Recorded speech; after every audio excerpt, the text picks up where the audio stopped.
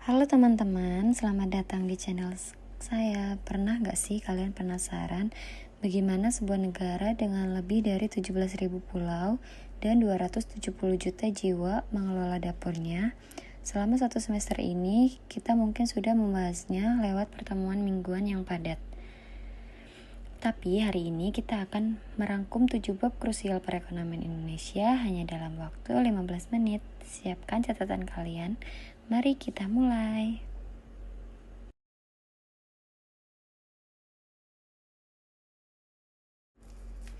Kita mulai dari babak awal sejarah perekonomian Indonesia.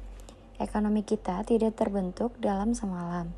Kita bermula dari ekonomi kolonial yang eksploitatif, lalu masuk ke era demokrasi terpimpin di bawah Presiden Soekarno, di mana fokus utamanya adalah nasionalisasi aset asing dan kemandirian meski diwarnai hiperinflasi. Titik balik terjadi di era Orde Baru di bawah Presiden Soeharto dengan fokus pada stabilitas politik dan ekonomi. Indonesia mencetak pertumbuhan tinggi lewat program Repelita dan swasembada pangan. Namun, badai datang pada tahun 1997 sampai 1998. Krisis finansial Asia meruntuhkan sendi ekonomi kita, memaksa kita masuk ke era reformasi. Sejak saat itu, Indonesia mendesentralisasikan ekonominya dan membangun sistem yang lebih transparan hingga menjadi kekuatan ekonomi digital terbesar di Asia Tenggara saat ini. Lalu, sistem apa yang sebenarnya kita pakai sekarang? Indonesia tidak menganut kapitalisme murni, bukan juga sosialisme absolut. Sistem kita adalah sistem ekonomi Pancasila atau demokrasi ekonomi, yang fondasi hukumnya tertuang jelas dalam pasal 33 Undang-Undang Dasar 1945. Prinsip utamanya adalah kebersamaan dan gotong royongan. Di sini, bumi, air, dan kekayaan alam dikuasai oleh negara untuk kemakmuran rakyat. Ada 3 aktor utama yang menggerakkan sistem ini, yaitu BUMN yang mengelola sektor vital, swasta BUMS yang memacu kreativitas pasar, dan koperasi sebagai sokok guru ekonomi yang berbasis kerakyatan. Tantangannya saat ini adalah bagaimana menjaga agar ketiga elemen ini berjalan seimbang tanpa ada monopoli.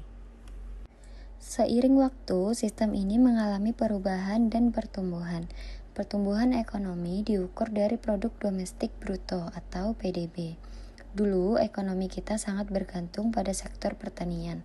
Namun kini, kita melihat pergeseran struktural atau transformasi ekonomi ke arah sektor industri, manufaktur, dan jasa.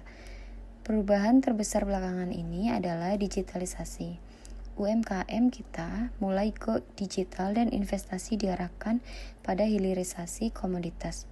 Artinya, kita tidak lagi mengekspor bahan mentah, melainkan barang setengah jadi atau jadi yang bernilai tinggi.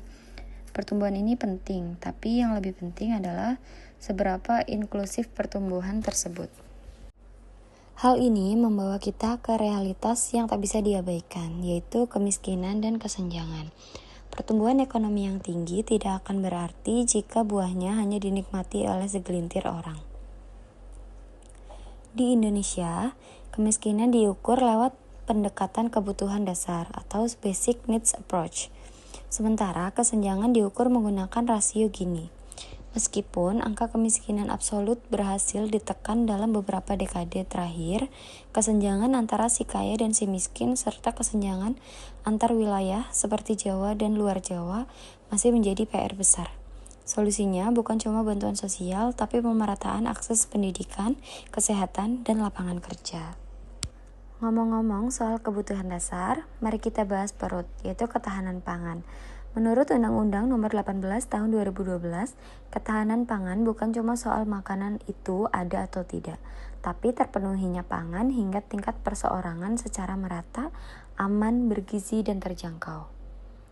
Indonesia menghadapi tantangan berat di sektor ini. Alih-alih fungsi lahan pertanian menjadi perumahan iklim, serta ketergantungan pada impor komoditas tertentu seperti gandum dan kedelai. Konsep ketahanan pangan kita ini diarahkan pada kemandirian pangan dan kedaulatan pangan. agar kita tidak mudah rapuh saat terjadi krisis pangan global.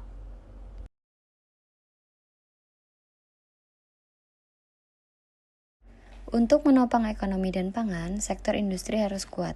Mari kita lakukan analisis industri. Saat ini, struktur industri Indonesia sedang dipacu lewat program Making Indonesia 4.0. Beberapa sektor andalan kita meliputi industri makanan dan minuman, tekstil, otomotif, kimia, dan elektronik. Kita punya kekuatan besar berupa pasar domestik yang luas dan melimpahnya bahan baku. Namun, kelemahannya seringkali ada pada efisiensi logistik, ketergantungan bahan baku impor untuk industri tertentu, dan produktivitas tenaga kerja. Analisis industri membantu pemerintah dan pelaku usaha menentukan di mana kita harus berinvestasi agar bisa bersaing di kancah global. Terakhir, bagaimana kita menjaga agar semua aktivitas ekonomi ini stabil dan tidak goyang oleh inflasi? Jawabannya ada di tangan Bank Indonesia melalui kebijakan moneter. Kebijakan moneter adalah langkah-langkah yang diambil Bank Sentral untuk mengendalikan jumlah uang yang beredar.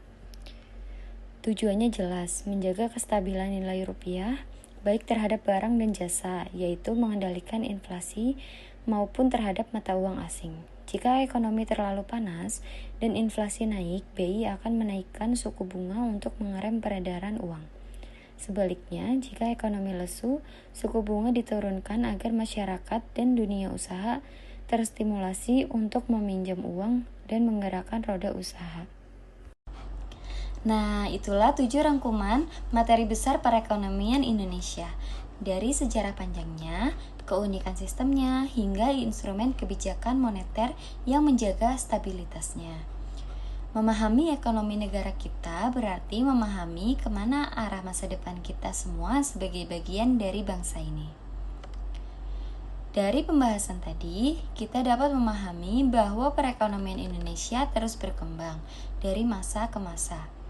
Mulai dari sejarah ekonomi, sistem perekonomian, pertumbuhan ekonomi, hingga tantangan seperti kemiskinan dan ketahanan pangan.